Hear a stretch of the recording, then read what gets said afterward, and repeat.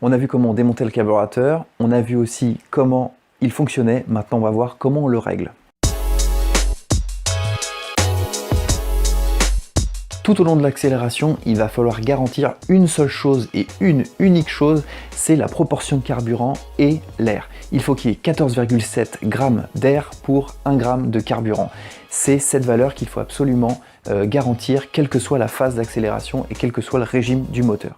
Donc, on l'a vu dans la précédente vidéo concernant le fonctionnement, il y a 3 principaux réglages sur lesquels on va jouer aujourd'hui. Il y a tout d'abord, dans la première phase de démarrage, entre 0 et 25% d'ouverture de poignée de gaz, la vis de ralenti, la vis de richesse. Donc ça, cette première phase, elle va faire l'objet d'un premier réglage. Le deuxième réglage, ça va être au niveau du gicleur principal, lorsqu'on est en fin de phase d'accélération. Lorsqu'on est en vitesse de pointe, entre 75% d'ouverture de poignée de gaz et 100%. Et le dernier réglage, c'est dans la position intermédiaire, entre 25 et 75% d'ouverture de poignée de gaz, ça va être la forme de l'aiguille et la position de l'aiguille. Ici, on va juste voir la position de l'aiguille par rapport au boisseau. Encore une fois, le but du jeu, ça va être pour chacune de ces 3 phases de garantir la proportion exacte de carburant et d'air.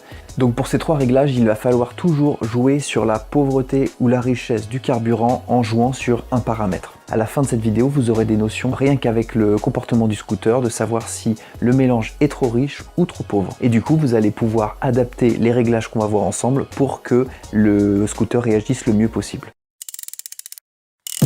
Avant de démarrer le premier réglage, il va falloir s'assurer que le niveau de cuve du carburateur est correct.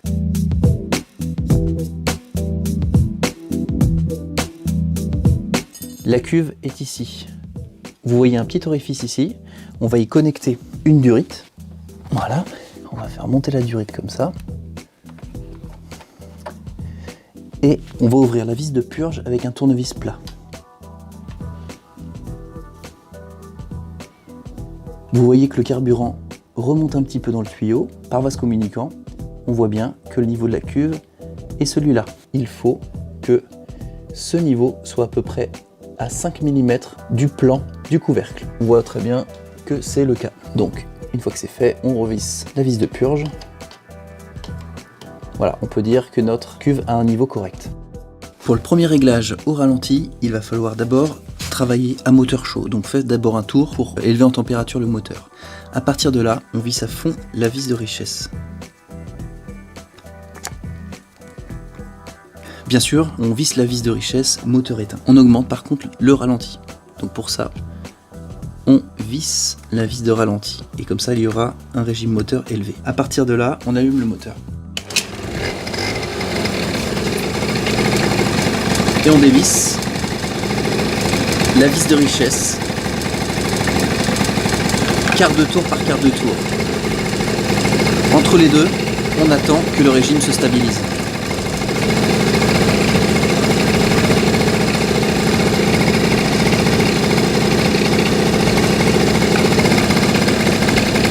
Le régime moteur va, dans un premier temps, s'élever.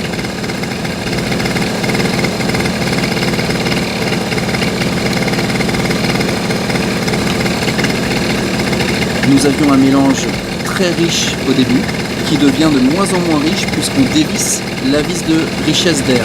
Le but de l'opération, ça va être de dévisser quart de tour par quart de tour, jusqu'à ce que le moteur broute, qu'il ait trop d'air. Vous allez l'entendre.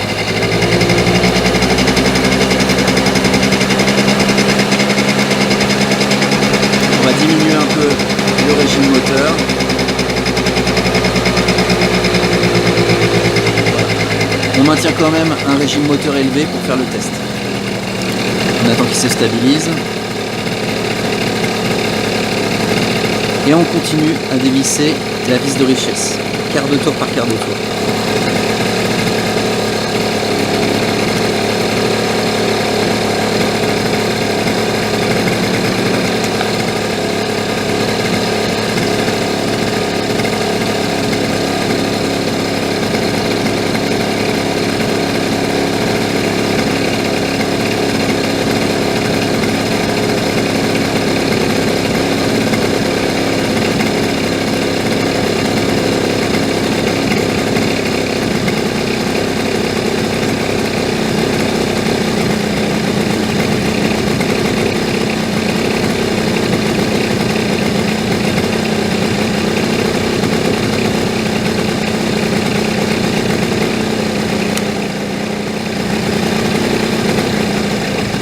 Voilà.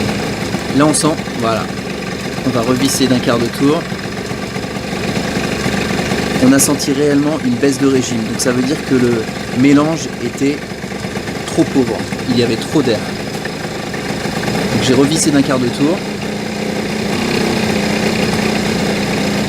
Et on va revisser d'un huitième de tour. Voilà. Là, la vis de richesse est pré-réglée. Maintenant que la vitesse de richesse est réglée, on va rabaisser le régime moteur en dévissant la vis de ralenti. Donc on fait toujours quart de tour par quart de tour. Le but là du jeu, c'est de retrouver un régime de ralenti le plus bas possible, sans que le moteur cale et sans que la roue arrière ne tourne. Là c'est trop juste, je revisse un petit peu. Voilà. Maintenant que la vis de richesse est réglée, on va regarder de combien de tours on l'a desserré. Un demi-tour, un tour, deux tours, voilà, 2 tours et quart. Ce qu'il faut savoir, c'est que la vis de richesse, si elle est dévissée seulement moins d'un tour, dans ce cas-là, il faut revoir la taille du gicleur de ralenti en l'augmentant. Si la vis de richesse est desserrée de plus de 2 tours et demi, alors là, ça veut dire que le gicleur de ralenti est trop grand, donc ça veut dire qu'il faut le diminuer. Toujours pareil, de 2 à 5 points. Et vous refaites l'opération. Donc là, je vais le remettre dans sa position. 2 tours et quart. Maintenant qu'on a réglé la première partie du carburateur, de 0 à 25% d'ouverture des gaz, on va s'attaquer à la dernière partie, à la vitesse de pointe. Donc pour ça, il va falloir régler le gicleur principal. Il faut avoir au préalable acheté différents jeux de gicleurs autour de la valeur du gicleur que vous avez sur votre scooter. Le scooter d'origine a un gicleur principal de 90. Donc moi j'ai acheté 2 coffrets, avant 90, après 90, jusqu'à 110. Et à partir de là, on va faire des tests pour regarder quel est le gicleur principal adapté. Pour régler le gicleur principal, on peut le faire de 2 manières. Soit on fait un essai dit d'arrêt carburation, qui est simplement l'essai suivant. On est dans une ligne droite, on va à fond, et d'un seul coup, une fois qu'on est bien en vitesse de pointe, on coupe le contact, on s'arrête le plus vite possible, et on regarde la couleur de la bougie. En fonction de la couleur de la bougie, on sait si le mélange est trop riche ou trop pauvre. Trop riche, elle sera noire, humide. Trop pauvre, elle sera blanche, très sèche. Le mélange parfait, c'est lorsque la bougie est marron et un petit peu humide. Ça marche, la coloration de la bougie, seulement lorsqu'on utilise du carburant à base de plomb. Aujourd'hui, il n'y a plus de carburant à base de plomb. On pourrait acheter du plomb dans le commerce et le rajouter à son carburant juste pour faire ses essais à récarburation. Mais bon, c'est pas très pratique. Moi, ce que je vous propose aujourd'hui, c'est de le faire d'une autre manière, c'est-à-dire de regarder l'influence sur la vitesse de pointe. Logiquement, lorsqu'on a un gicleur principal trop riche, on va avoir des performances altérées. Lorsqu'on a un mélange trop pauvre, aussi, on va avoir des performances en vitesse de pointe altérées. Donc, on va rechercher la vitesse de pointe, la maximum, et on va retenir le gicleur principal le plus petit. Je vais commencer en faisant un essai avec les conditions d'origine, un gicleur de 90, ensuite je vais augmenter de 10 points ce gicleur, je vais passer à 100, et je vais baisser d'environ 2 points en 2 points pour retrouver les 90, puis descendre un petit peu en bas pour voir si les performances sont vraiment diminuées. Je ne vais pas aller trop bas dans la taille du gicleur parce que si on utilise un gicleur trop petit, on risque une casse moteur. Donc j'ai pas trop envie de casser mon moteur aujourd'hui juste pour un essai et une vidéo. On va passer plutôt avec un gicleur plus grand, on va le descendre et on va regarder l'influence sur les performances du scooter en vitesse de pointe.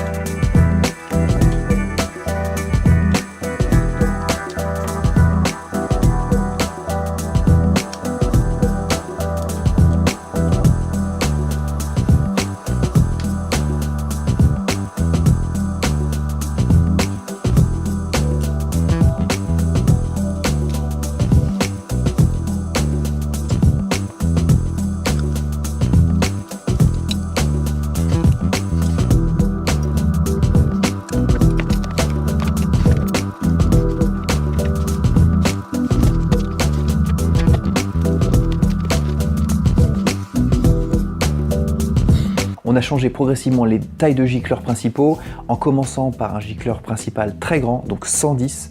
Alors on a vu que ça marchait pas du tout, hein. On a vu que le mélange était beaucoup trop riche. À la fin du test, même le pot d'échappement fumait parce qu'il devait y avoir beaucoup de résidus de carburant encore non brûlés. Donc c'est vraiment pas un truc à faire. On voyait très bien que le scooter fonctionnait pas. Il hésitait, ce qui est symptomatique d'une carburation beaucoup trop riche. Alors ensuite on est descendu tout de suite à 100 et on est descendu progressivement de 2 en 2, 98, 95, 92, 90, 88, 85. Et on a mesuré pour chacune de ces valeurs de gicleurs principaux quelle était la vitesse de pointe en montée, en légère montée et en légère descente. Après avoir mis tout ça sur un diagramme, on s'aperçoit qu'il y a un pic avec un gicleur de 98, que les performances par la suite décroissent progressivement et descendent carrément à partir d'un gicleur de 85. Pour la petite histoire, j'ai fait la même chose en débridant la boîte à air et je persiste et signe, il y a des performances vraiment différentes avec cette bride du filtre à air supprimé, puisque moi je me suis aperçu que je perdais 10 km/h sur ma vitesse de pointe. Donc la vidéo que je vous ai faite sur ce débridage du filtre à air, vous expliquant que cette bride dérègle complètement le scooter, est pour moi réelle. Je pense qu'il faudrait peaufiner les tests en utilisant un filtre à air type Cornet. Je pourrais faire ça éventuellement dans une nouvelle vidéo et refaire les mêmes tests pour voir s'il y a une influence vraiment significative sur la vitesse de pointe. En résumé, après avoir débridé un scooter, on peut changer le gicleur pour améliorer les performances en augmentant environ de 5 à 8 points la taille du gicleur. L'objectif de cette vidéo, de toute façon, était de vous montrer comment on faisait un test pour régler son carburateur et pas de tester vraisemblablement ma configuration de scooter. Le dernier paramètre à régler, c'est la hauteur de l'aiguille. Alors pour accéder à l'aiguille, on redémonte encore une fois le carburateur. Alors ce paramètre, il va servir à régler d'à peu près 1/8 d'ouverture de la poignée de gaz jusqu'aux 3/4. Voilà. On dévisse la vis du câble d'accélération.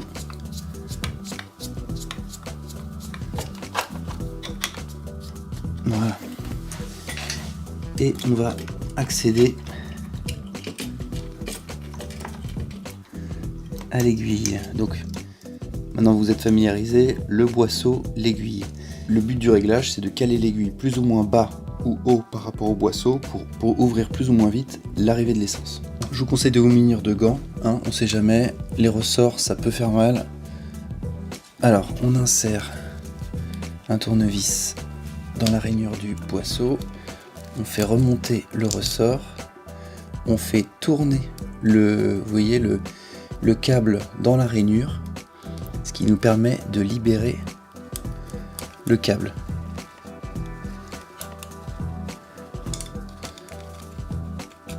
Voilà. Faites attention, le ressort il va sauter un petit peu. On lâche le câble. Voilà. Ça nous permet de libérer le ressort. Voilà, une fois que le boisseau est libéré, eh bien on va le démonter tout doucement.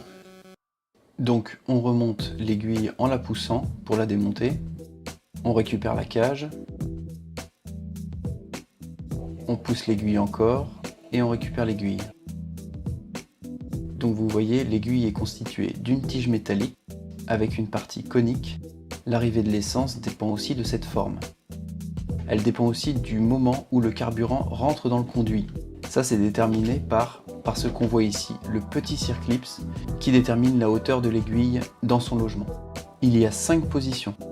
Une de ces positions détermine le moment où le carburant rentre dans le conduit.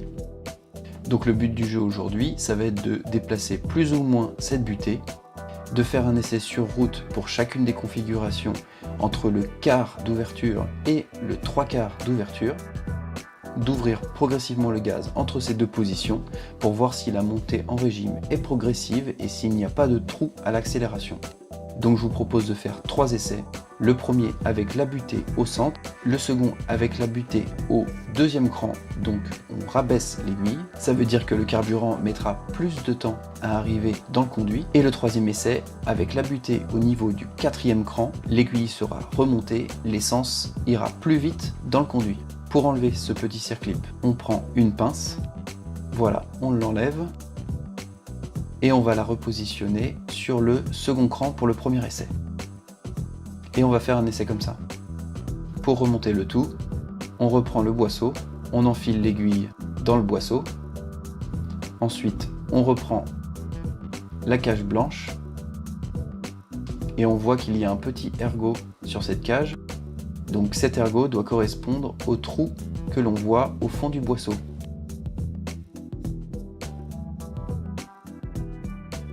On prend le ressort et on remonte sur le carburateur pour faire le premier essai.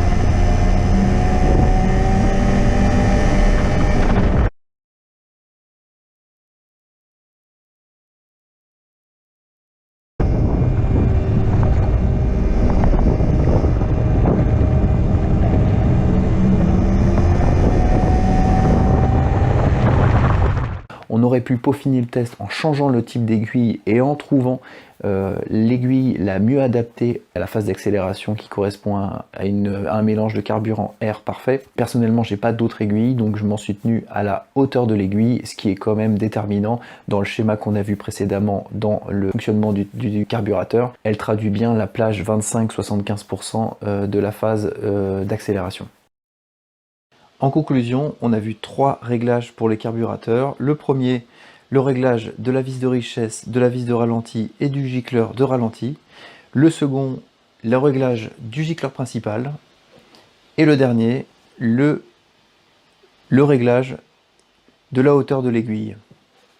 J'espère que vous avez apprécié cette vidéo. S'il y a quelque chose que vous n'avez pas compris ou vous voulez que j'explique, n'hésitez pas à me laisser un commentaire, je n'hésiterai pas à vous répondre. J'espère qu'à partir de maintenant, vous avez les notions pour comprendre si votre régime moteur est trop riche ou trop pauvre en carburant. Quand c'est trop pauvre, il y a des trous à l'accélération, hein, on le sent bien, ça fait beau, ça n'accélère pas. Lorsque le mélange est trop riche, le scooter hésite à l'accélération et en vitesse de pointe. J'espère que vous avez apprécié cette vidéo. Merci d'avoir regardé jusqu'au bout. Ciao!